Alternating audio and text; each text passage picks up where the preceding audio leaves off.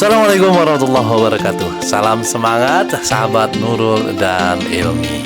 Hari ini saya Multon Akrowi akan membahas lagi topik yang menarik seputar kesehatan mental.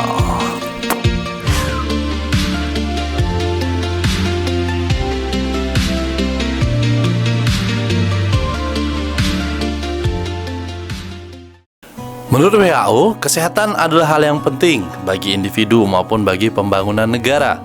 Organisasi Kesehatan Dunia, WHO, tadi menyampaikan bahwa kesehatan merupakan keadaan sejahtera fisik, mental, sosial, dan spiritual.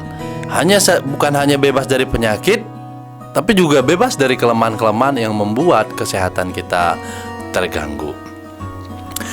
WHO menyampaikan bahwa kesehatan mental merupakan kesejahteraan mental seorang di mana dia menyadari kemampuan yang dimiliki, mampu mengatasi tekanan hidup, dan bisa bekerja secara produktif untuk mencapai apa yang dia inginkan dalam hidupnya. Nah, rekan-rekan sekalian, sahabat Nurul dan Ilmi, bicara kesehatan mental, kita sudah tahu kesehatan mental dekat dengan dua hal.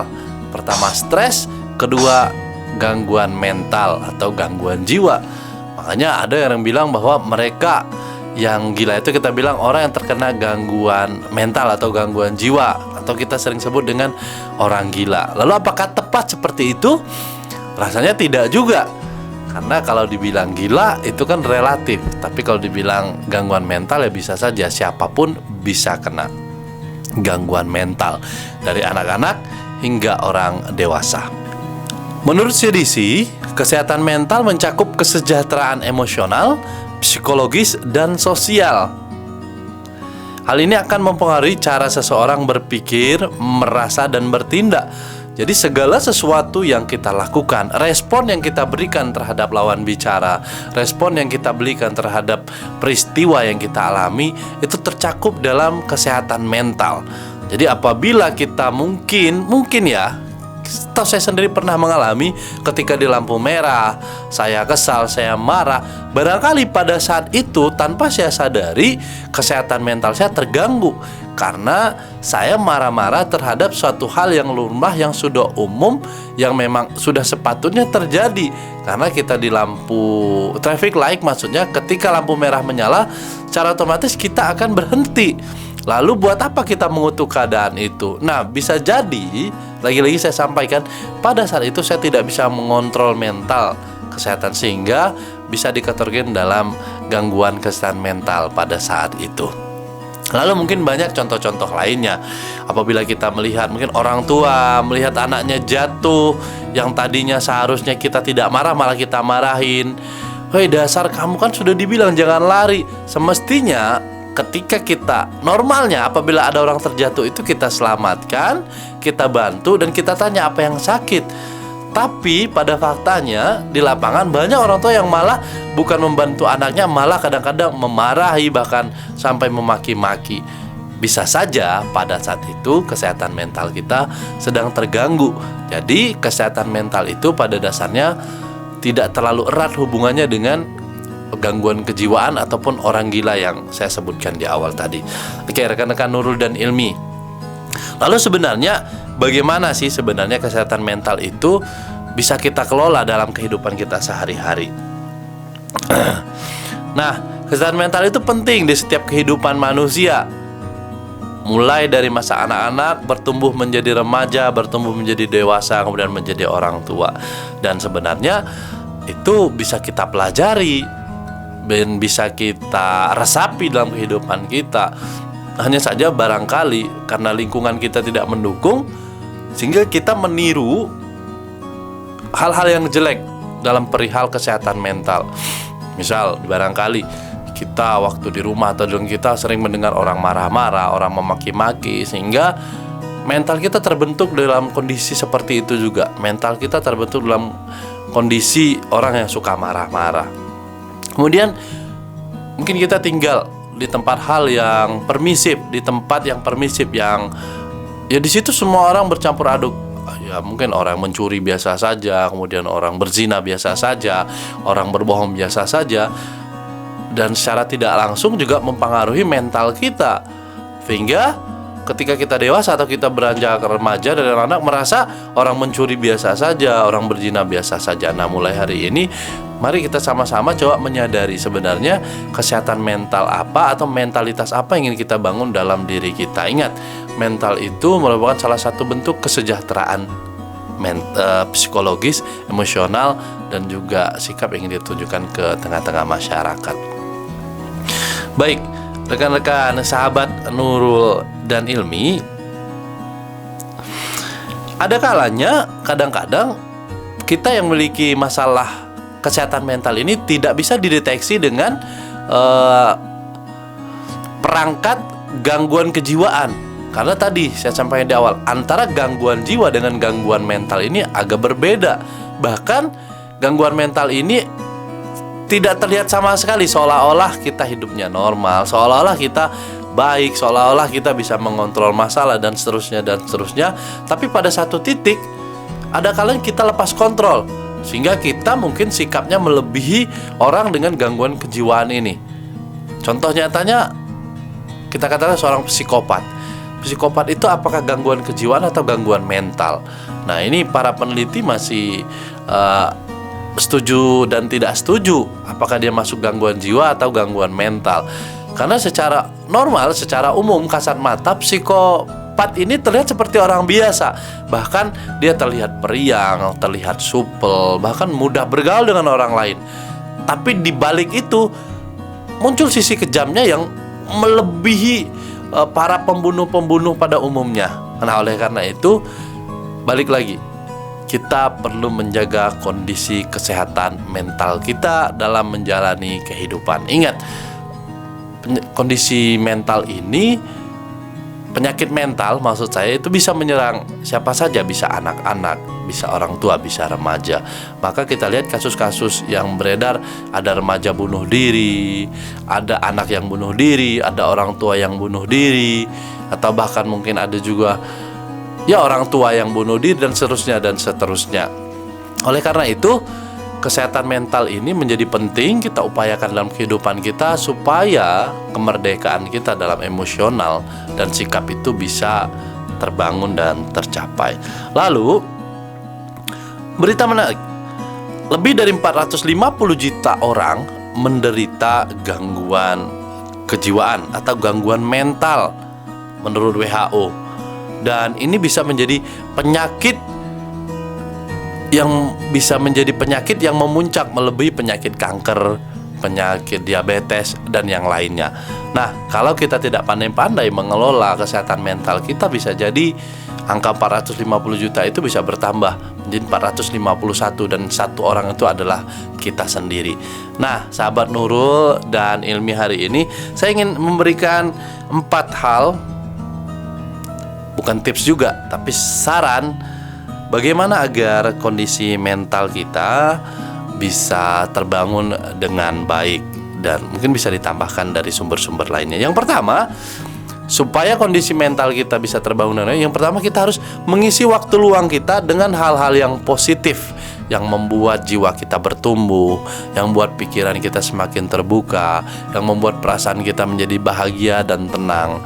Barangkali ada yang hobinya berolahraga, ya manfaatkan waktu luang itu untuk berolahraga, sehingga badan yang mulai lelah, pikiran yang sudah mulai stres, atau hati yang mulai sesak, ketika berolahraga mendapatkan kembali energinya. Lalu apabila ada orang yang mungkin hobi jalan-jalan, ya lakukan.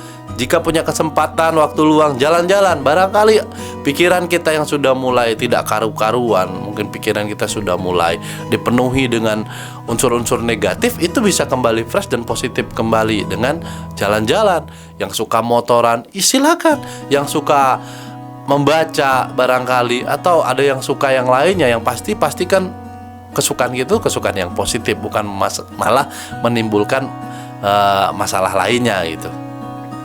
Kemudian yang kedua, mengukur tujuan hidup kita dengan kemampuan yang kita miliki saat ini. Nih, menarik. Depresi, stres, bahkan mungkin sampai melakukan sikap bunuh diri bisa jadi karena ketidaksiapan mental kita menghadapi kenyataan hidup. Bahwa kita barangkali terlahir dari keluarga yang tidak baik-baik saja, atau mungkin pekerjaan kita di kantor itu juga tidak baik-baik saja, bahkan mungkin jika kita punya hubungan dengan pasangan juga tidak baik-baik saja, sehingga ketika mental kita tidak siap dengan kenyataan itu, yang terjadi apa? Kita depresi, kita stres, bisa saja kita membunuh diri kita, bahkan mungkin membunuh orang lain. Nah, oleh karena itu kita harus sekarang mengukur antara tujuan yang kita miliki dengan kemampuan yang kita miliki. Ibarat kata, kalau kita hanya punya kendaraan katakanlah Supra 125 cc, ini sebut merek nggak apa-apa ya. Jangan pernah kita punya mimpi ingin mengalahkan Rossi dengan kendaraannya yang 1000 bahkan 2500 cc. Nah, disitulah yang saya maksudkan, mengukur tujuan dengan kemampuan yang kita miliki, agar kita tidak terlalu bahasanya memaksakan diri kita di batas kemampuan kita. Bukankah Tuhan saja mengatakan Dia tidak akan membebani hambanya di luar batas kemampuannya? Nah, kadang kita ini melebihi Tuhan. Kita ingin melampaui keterbatasan kita dengan hal-hal yang tidak masuk akal, sehingga ada kalanya membuat kita menjadi depresi. Oleh karena itu, sahabat Nurul dan Ilmi sekalian, bahkan para pelajar sekalian, barangkali coba ukur kembali. Tapi bukan berarti kita pasrah. Mengukur ini dalam artian kita tetap berupaya melakukan proses belajar yang maksimal, proses latihan yang maksimal, bukan pasrah ya, tentu saja berbeda. Ini dimaksudkan sebagai bentuk kesadaran penuh diri kita atas apa yang kita lakukan. Nah, kalau tubuh kita sedang tidak baik-baik saja, jangan paksakan untuk berolahraga. Jika ternyata kemampuan keuangan kita sedang tidak baik-baik saja, ya jangan dipaksakan kita untuk melakukan hal-hal di luar batas kemampuan keuangan kita. Namun, lagi-lagi saya katakan, jangan dijadikan itu sebagai sebuah kepasrahan, tapi kita tetap melakukan proses perbaikan. Kemudian yang ketiga, sebagai orang yang beragama dan berketuhanan, tentu saja yang berikutnya adalah kita bertafakur. Tafakur apa? Kita lihat kondisi alam sekitar kita.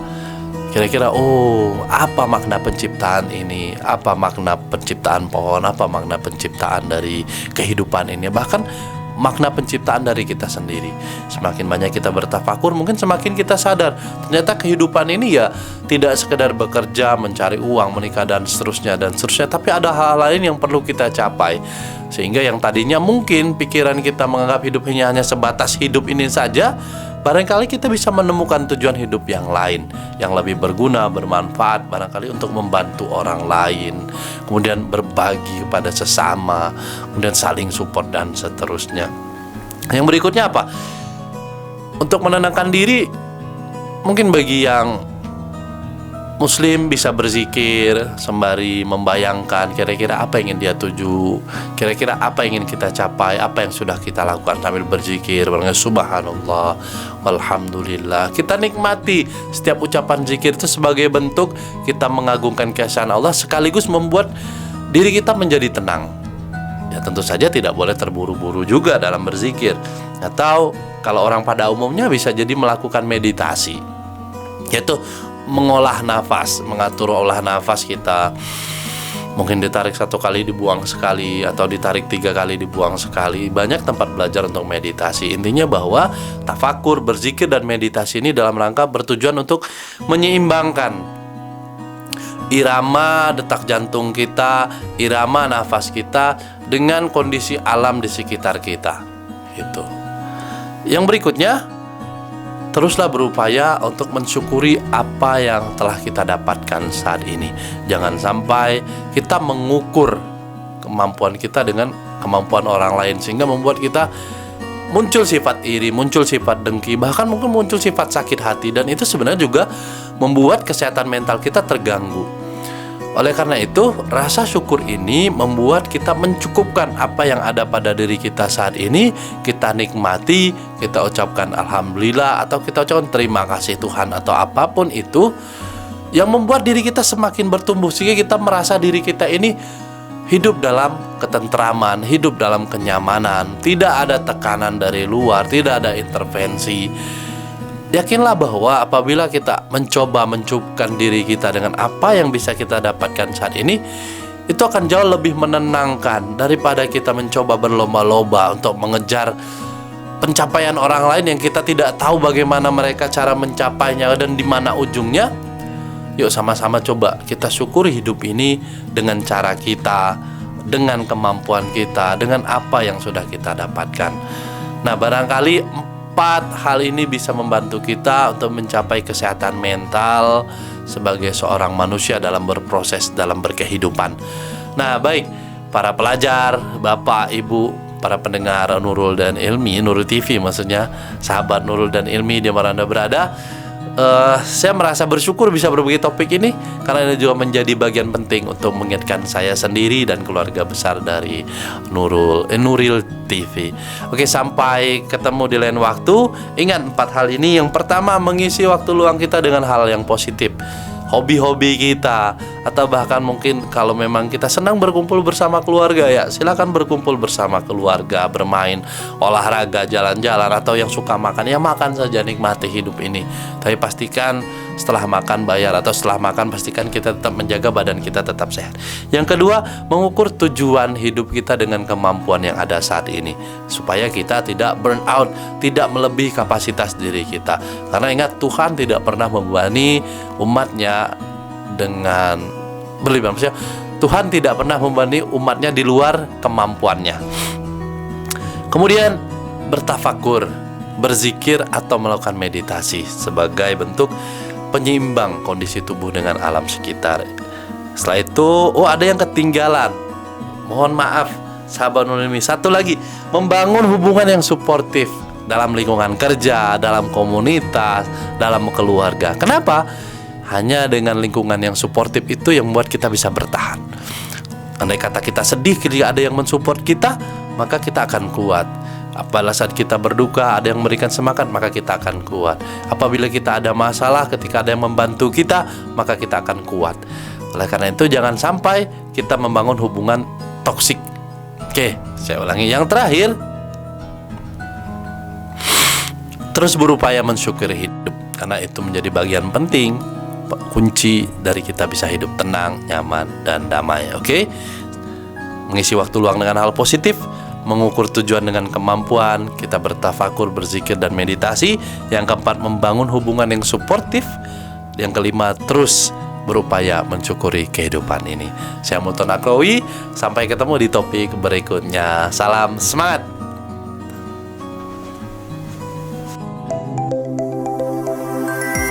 Nurul TV.